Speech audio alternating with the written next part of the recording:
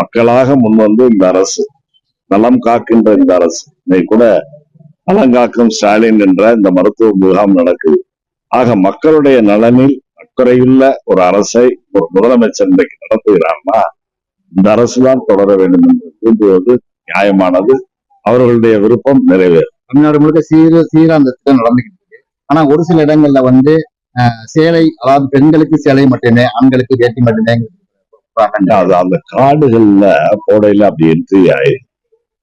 ஒன்னும் யாரும் எடுத்து வச்சுக்கிட்டு கொடுக்கறது இல்ல. ஒரு சிலருக்கு அந்த வேட்டியும் இருக்கு, ஒரு சிலருக்கு சேலை மட்டும் வருது. பெரும்பாலான குடும்பங்களுக்கு இரண்டும் சேர்ந்து வரும். எடப்பாடியார் வந்து 4 லட்சம் கோடி சொல்லிட்டு ஒரு அறிக்கையை வந்து கவர்னர்கிட்ட கொடுத்திருக்காங்க.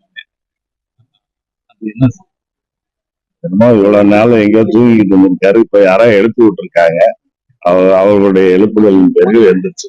மதிமுக பொதுச் செயலாளர் வைகோ வந்து வந்தப்ப சொன்னாரு, தமிழ்நாட்டுல போதைப் பொருள்ங்கிறது வந்து என்னுடைய போதைப் பொருள் அதிகமா இருக்கிறது உண்மைதான், அது என்னுடைய கொள்கையில 3வதா இருக்கு, நான் வலியுறுத்துறேன். நீங்க வந்து உங்களுடைய நடமாட்டத்தை கட்டுப்படுத்துவதற்கு முதலமைச்சர் அவர்கள் உரிய நடவடிக்கைகளை காவல்துறை மூலம்